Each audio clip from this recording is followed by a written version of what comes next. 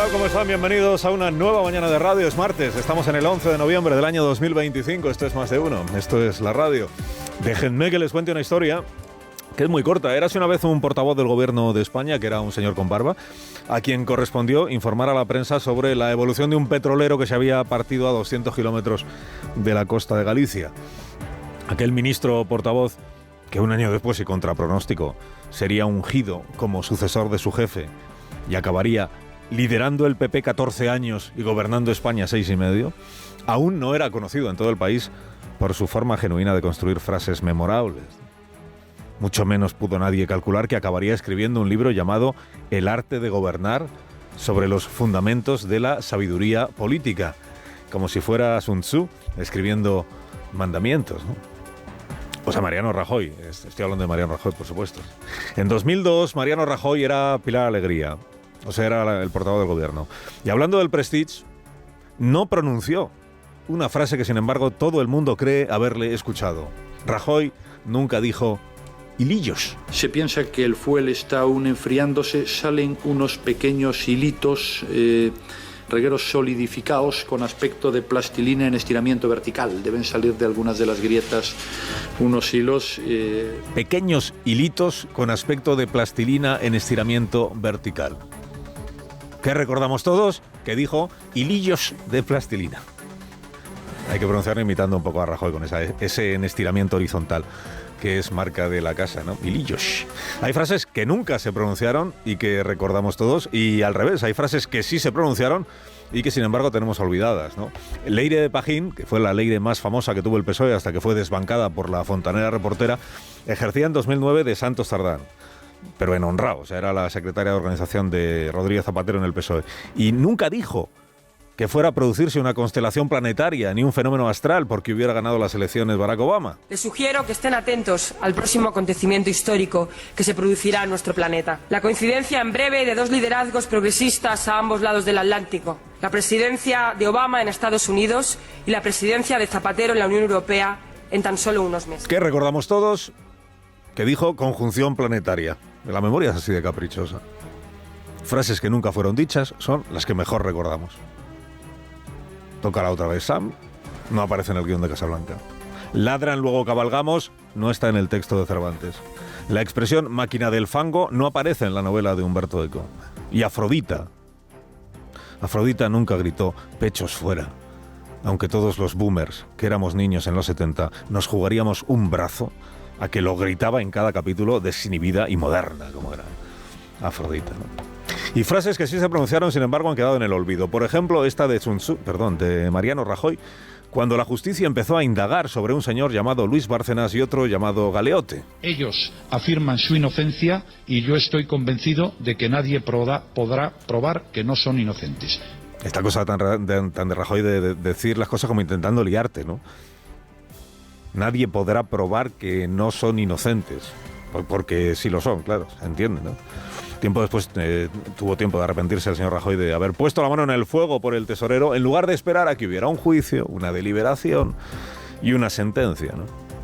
Ahora dice en este libro de reflexiones escogidas que ha publicado que nadie está libre de tener corruptos cerca. Dicen, mira lo mismo que dice Sánchez, que es el acusador quien tiene que probar la culpa y no la inversa, y que la lucha contra la corrupción es una tarea que nunca se acaba. Sobre todo si nunca se empieza, expresidente. Sobre todo si no se empieza. Pedro Sánchez podría haberle dicho al diario El País una frase inobjetable este fin de semana. Por ejemplo, el fiscal general es inocente mientras no se demuestre lo contrario. Pero eligió el presidente a pecho descubierto y horas antes de enfundarse en Colombia una guayabera que le sentaba como un tiro, proclamar como única verdad aceptable que el fiscal general, juzgado por la comisión de un delito, es inocente.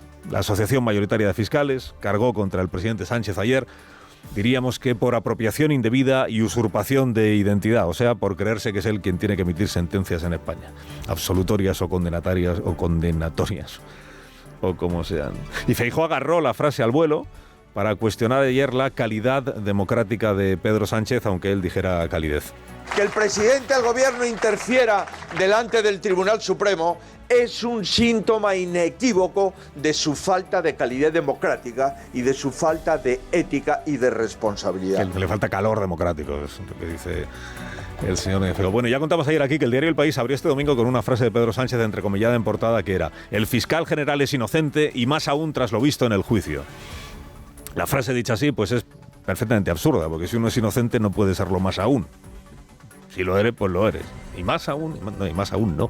Y porque al juicio, que hoy se reanuda, todavía le quedan unos cuantos testimonios relevantes. Mañana, por ejemplo, van los investigadores de la UCO, que es esta institución que el gobierno invoca como fuente de autoridad, al menos cuando le conviene al gobierno. Veremos si en esta ocasión también lo hace. Pero ya contamos ayer que Sánchez, en la declaración, lo que empieza diciendo es que el gobierno cree en la inocencia del fiscal general. Del verbo creer. O sea, opina, o sea, lo tiene por cierto, no pudiendo demostrarlo, no cree. Y luego ya salta a afirmar la inocencia categóricamente en el ejercicio más revelador que se le ha escuchado nunca en realidad a Pedro Sánchez de la tendencia natural que tiene a la posverdad. El gobierno de España, por supuesto que cree en la inocencia del fiscal general del Estado, y tras lo escuchado y visto esta semana, más aún, la verdad se acabará imponiendo y la verdad es que el fiscal general del Estado es inocente. Interesantísimo este pasaje. El gobierno cree en su inocencia. Cree que es inocente. Luego la única verdad posible es que en efecto es inocente. Razonamiento de 13 segundos que dice más que cualquier discurso sobre la realidad alternativa tan del gusto de algunos gobernantes, ¿no? El gobierno cree, luego esto es. ¿Qué significa, por cierto, que el gobierno cree en algo? El gobierno es un grupo que integran 23 personas. Tendría sentido que el presidente, por ejemplo, dijera: el gobierno cree en Dios. O sea, esto, o al revés, el gobierno cree que Dios no existe. Pero todos, los 23. O sea, esto como lo hacen, lo deliberan.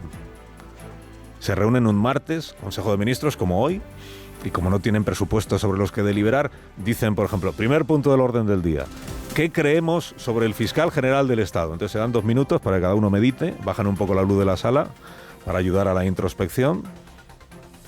Entrecierran los ojos. Urtasun se acaricia la barbilla. Y luego ya toman una postura colectiva. Dicen: ¿qué creemos entonces? ¿Que es inocente o que a saber? Inocente, dicen los 23. Cargados de razonamientos jurídicos. Dice: pues venga, es inocente. ¿Y de Begoña Gómez qué creemos? De Begoña Gómez. Medio minuto para meditar. Y a pronunciarse también a coro. Dice: ¿qué creemos? Que es inocente, puto amo.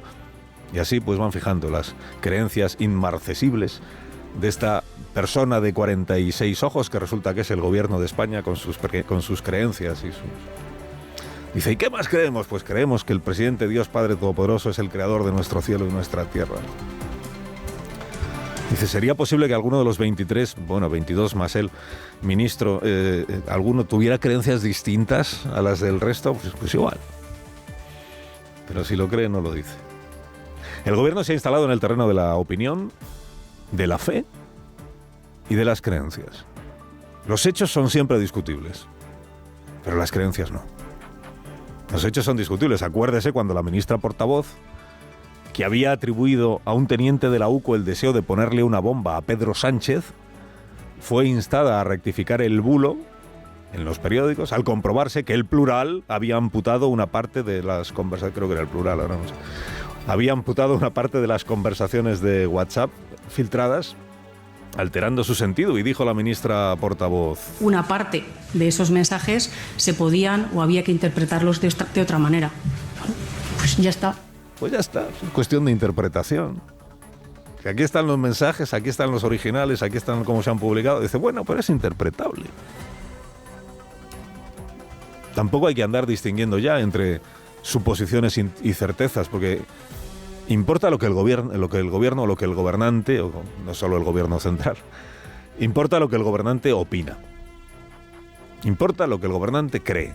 Aquello en lo que cree ha de ser reconocido como la verdad indiscutible. Es inocente. Aquello en lo que no cree debe ser aceptado como una mentira. A saber dónde estuvo Mazón. Algún día se sabrá que no estuvo en el Ventorro.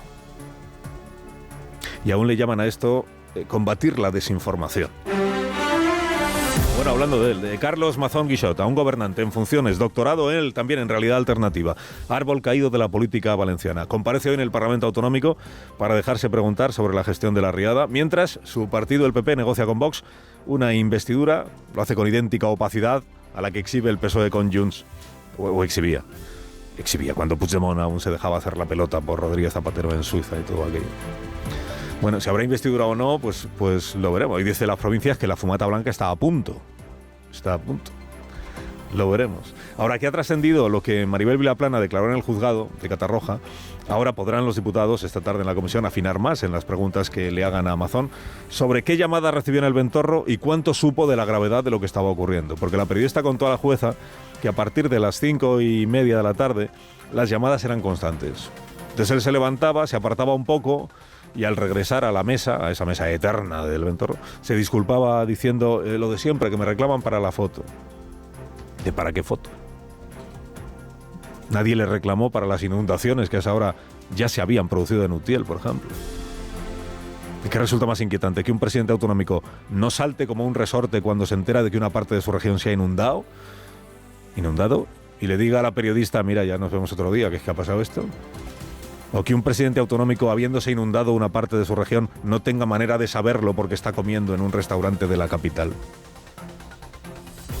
Vilaplana describió a la jueza cómo llegó al restaurante a las 3 de la tarde, subió unas escaleritas para acceder al reservado, no vio a los escoltas, que dice que igual es que estaban abajo, no los vio, charló con Mazón sobre adiestramiento en oratoria, porque él admite que no habla bien.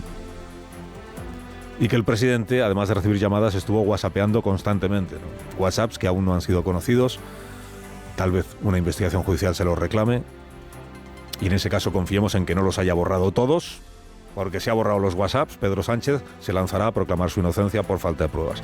Añadió Maribel Vilaplana que al salir del restaurante, ella y Mazón fueron hablando de fútbol hasta el parking, y que en estos meses se ha sentido víctima de una campaña de presión, de extorsiones y de un machismo atroz. Esto último no es discutible. Vilaplana dio muchos detalles de la comida y muchos detalles del Ventorro, pero siempre podrá decir un ministro, aplicando la doctrina Puente, que él sigue sin creerse nada, porque nada de lo que puedan decir ni Mazón ni Vilaplana es verosímil.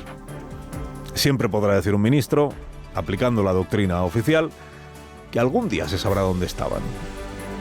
En los tiempos de la posverdad no importa lo que uno sabe o no sabe, importa lo que uno cree. Y si el gobierno cree que alguien no estuvo donde dijo que estuvo, pues es que no estuvo. Y si el gobierno cree que alguien no filtró un correo confidencial, pues es que no lo filtró. Y si el gobierno cree que Ayuso es corrupta, pues lo es. Y ya está. Importan las creencias, las opiniones y la fe. Los actos de fe y los autos de fe. Justicia divina.